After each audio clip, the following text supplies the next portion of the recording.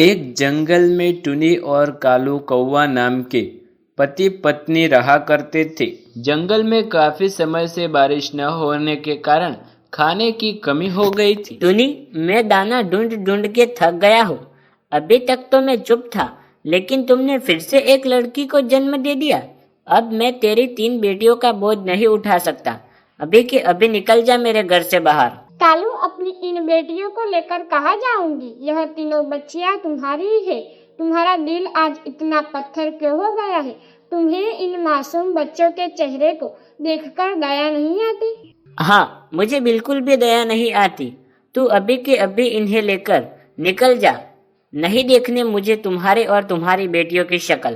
कालू, तुम आज जिन बेटियों को घर से बाहर धकेल रहे हो, एक दिन तुम्हें इन बेटियों पर गर्व होगा। मैं इन्हें लेकर जा रही हूँ। अगर तुम्हें कोई तकलीफ ना हो तो मैं तुम्हारे पास वाले पेड़ पर झोपड़ी बनाकर उसमें रहना चाहती हूँ। जा जा, जाकर रह ले, लेकिन अब तेरा मेरा कोई वास्ता नहीं। टुनी चिड़िया उस पेड़ में झोपड़ी बनाकर रहने लगती है और पड़ोस के घर में झाड़ू पोछा का काम करने लगते हैं।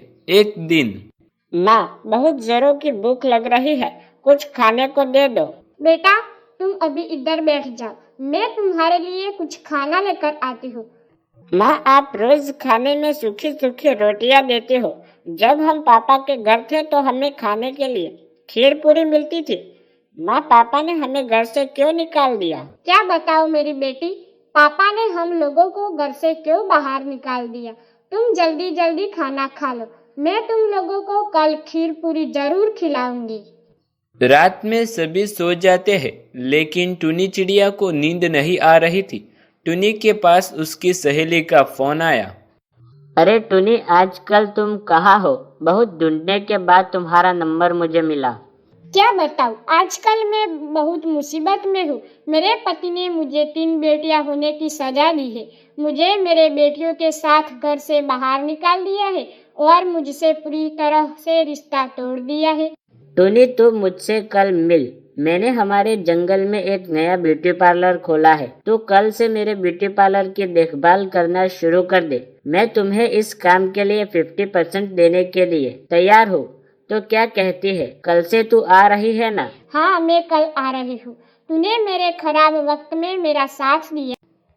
अगले दिन टुनी ब्यूटी पार्लर को संभालने लगी। टुनी को आधा हिस्सा मिलने से उसका ज्यादा मुनाफा होता और उसकी बेटियों का अच्छे से स्कूल में एडमिशन कराया।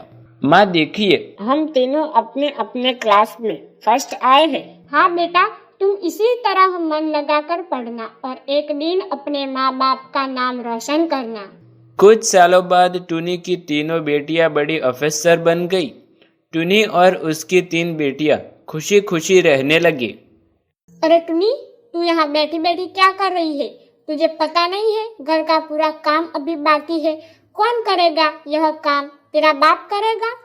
मम्मी, तुम इतना गुस्सा क्यों कर रही हो?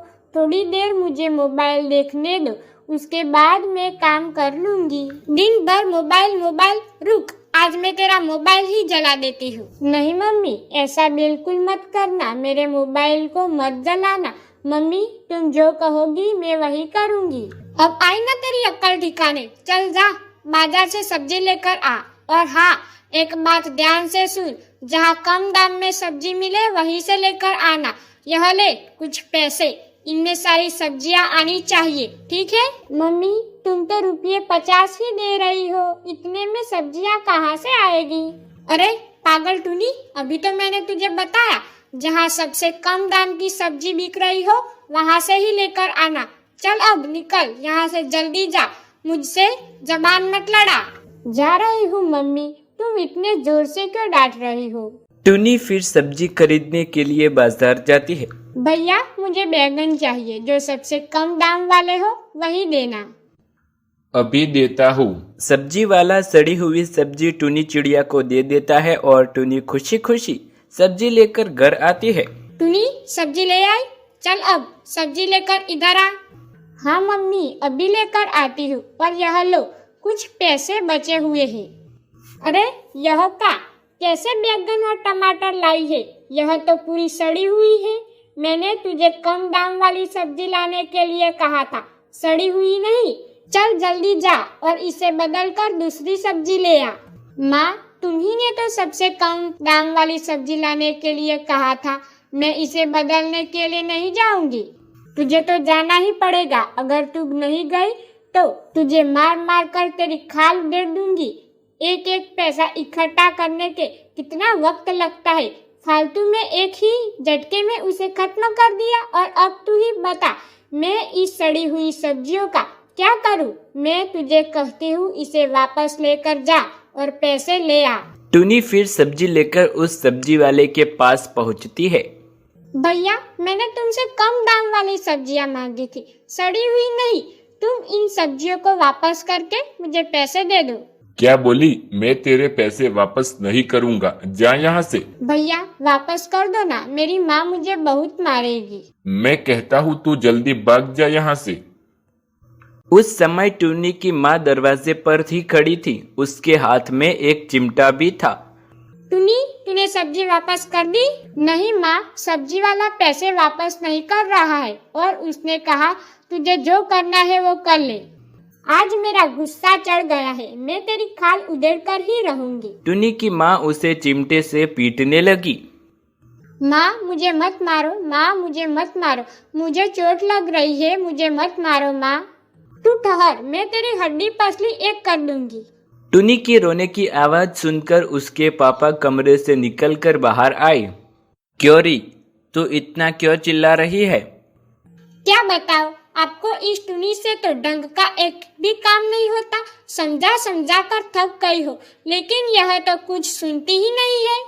अरे बेटा टुनी, बात क्या है तुम मुझे बताओ, और ऐसे क्यों पीट रही है तुम्हें?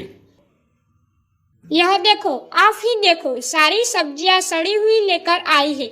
अब आप ही बताएं, मैं खाना कैसे बनाऊं? अरे ये तो सारी सब्जियां सड़ी हुई है। मैंने सुना था तू इससे कह रही थी कम दाम वाली सब्जी लाने के लिए। बता, ये तो तुम्हारी गलती है ना। अच्छे दाम देती तो अच्छी सब्जियां ले आती, इसमें बेचारी टुनी की क्या गलती? पापा देखो, माँ मुझे कब से पीट रही थी, आपने आकर मुझे बचा लिया, नहीं तो माँ मुझे मारती ही रहती। मेरी माँ बहुत गंदी है, मैं उनसे बात नहीं करूँगी। नहीं बेटा, ऐसा नहीं कहते, वह तुम्हारी माँ है। अभी गुस्सा है, फिर ठीक हो जाएगी। तू चल मेरे साथ, मैं तुझे आइसक्रीम दिलाता हूँ।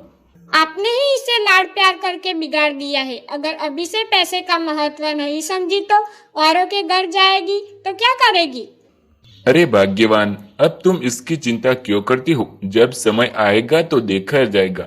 अच्छा तू जा और दूसरी सब्जी ले आ, मैं टुनी को आइसक्रीम दिलाकर लाता हूँ। इसी तरह टुनी और उसकी मम्मी की नोकझोंक जिंदगी भर चलती रही।